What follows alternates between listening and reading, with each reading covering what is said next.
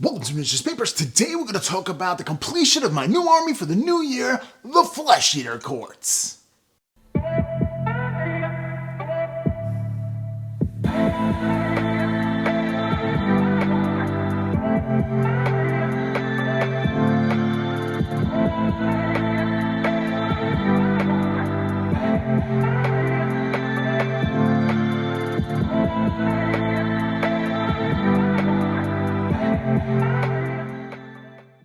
Wow, it has been a journey. I mean, an absolute journey. When I started the year, I was like, what am I gonna pick? What am I gonna do? How am I gonna get an army for the new year? I got really excited about changing up my painting palette, changing up the colors that I was using, but I didn't know what to do. So I spoke to several artists and said, I don't know, I'm looking for some kind of inspiration. And then it dawned on me. The Flesh Eater Courts. Now, I bought this physical box when I started the channel. This was actually the first Start Collecting Box that I bought because I looked at this Terrorgeist and I said, wow, that thing looks cool. No way am I good enough to paint it up the way I want to that I'll be happy with it. So it kind of sat on the shelf behind me for almost 3 years. Well, 3 years. Over 3 years, actually. And finally, I was talking to Vince Venturella and I was like, what should I paint? And he was like, well, we split a box of Flesh Eater Courts. Why don't you paint up the Flesh Eater Courts? And I'm like, you know what? That's not a bad idea. So I actually popped open the box, and before you know it, got more, and I really got into the Flesh Eater Courts and painting greens with the reds. I thought it was a lot of fun to paint, and it was pretty amazing. I had a great time painting them. They painted it up easy. I was working on my speed painting muscle because when I was doing my Space Wolves army, it actually took me those 3 years to actually get it done, learn some concepts in painting, and grow as an artist. I do the slow grow thing where I take a methodology, right, and I continuously practice it until I feel that I have accomplished something, that I feel satisfied for the moment with a skill that I'm developing, and go on to the next skill and practice that until I get better. And that was the army where I really took my time and really progressed through. And if you look at the army itself, you could actually see my improvements throughout the army. So that was it. That's my growing army. Now for this army, I was like, I need to really expand my horizon and work my speed painting muscle. And that's exactly what I did, work my speed painting muscle. Now, the army took me about 5 months, but 3 years to 5 months is definitely an improvement with my speed painting. So I'm gonna continue to work on my speed painting muscle to a high quality. Paint fast to a high quality.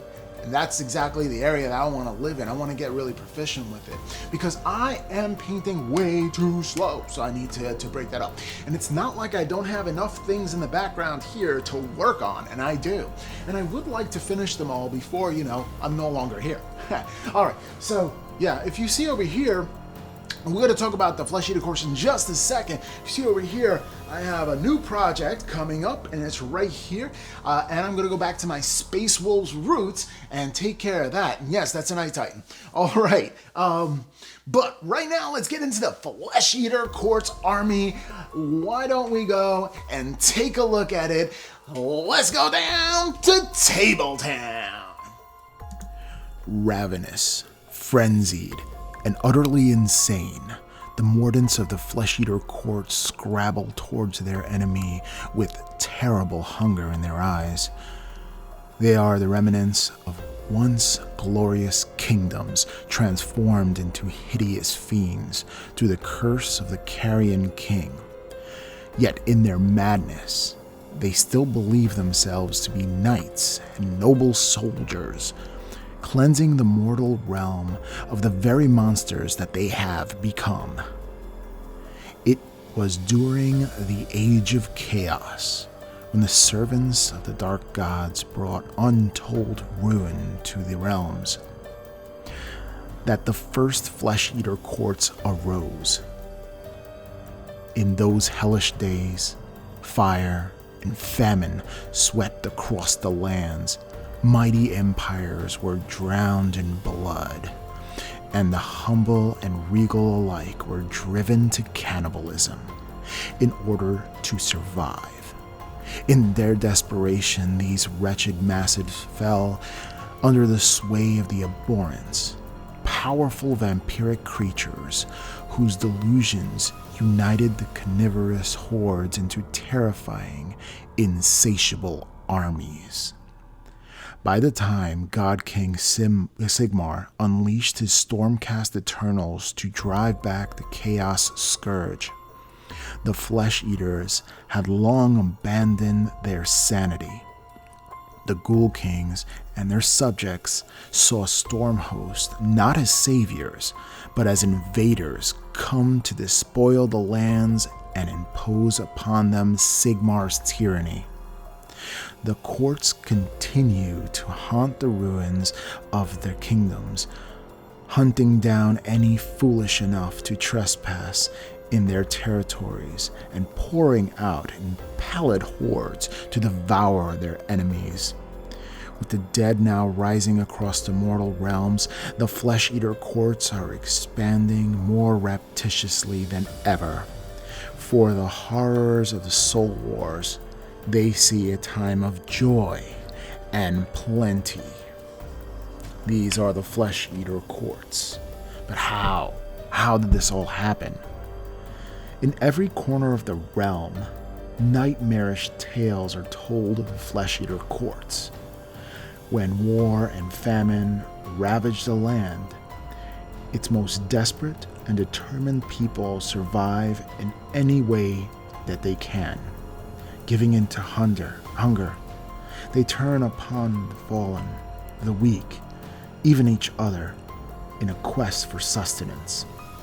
Retreating into the shadowed ruins of their towns and cities, these cannibal cults devolve into hideous parodies of society, kept alive on a diet of rancid flesh and bone.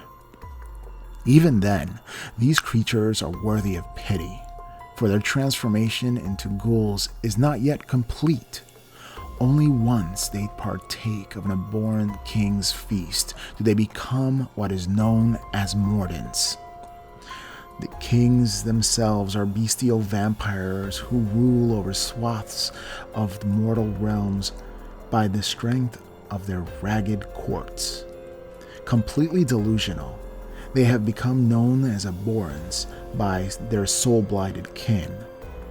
Abhorrent ghoul kings are so lost in their madness that they believe themselves to be mortal monarchs, while abhorrent archregents perceive themselves as emperor ruling over vast domains. When they come to a place infested with cannibals, they see not monsters, but starving peasants and soldiers eager to hand the beneficent master. Each abhorrent is more than just a delusional beast.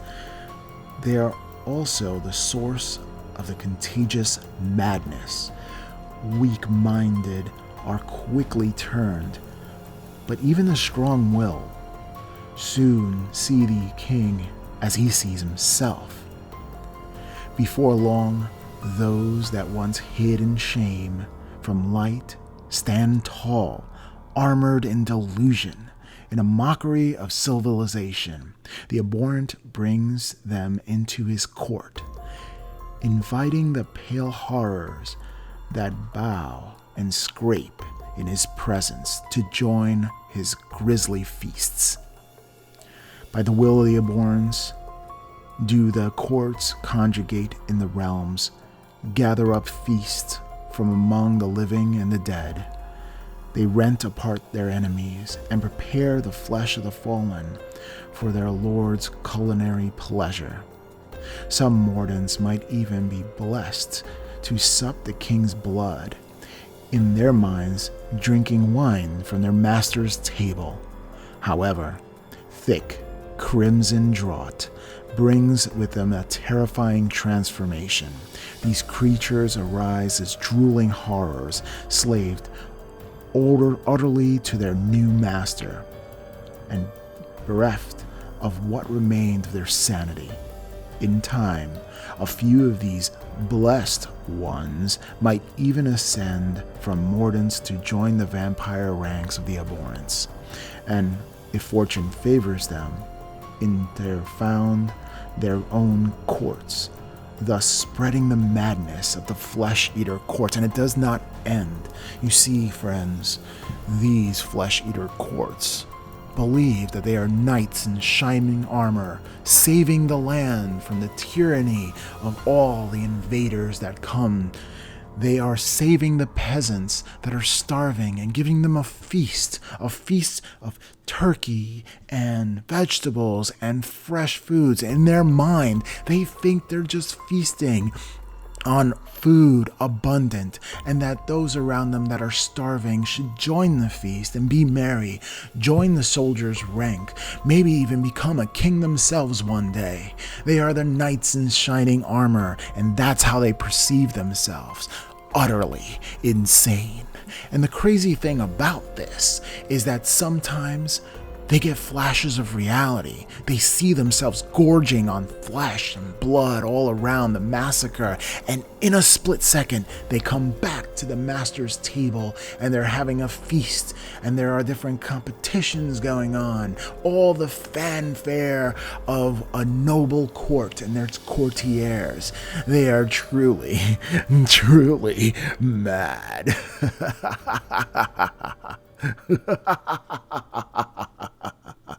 Join us. So there it is. I couldn't be more proud of myself on how I accomplished that goal that I set out to do, and I am really ecstatic because now I can actually practice playing Age of Sigmar because I have a complete army to play with and to enjoy, and I can't wait to roll some dice on that Terrorgeist. Woohoo! Alrighty. Well, if you'd like to support the channel, I'd like you to click onto one of those links in the Amazon affiliate links. These are items that I use, and with zero cost to you, if you buy one of those items, the channel gets a kickback. If you can't do that, that's fine. Help me by sharing the channel with others. We can bring more people into the miniatures paintbrush, and you'll grow the community. And if you can't do any of those things, that's fine. I'm just really happy you came to hang out with me today. All right, well, if you like this video, like, share, comment, and subscribe, and we'll catch you next time on the Miniatures Paintbrush.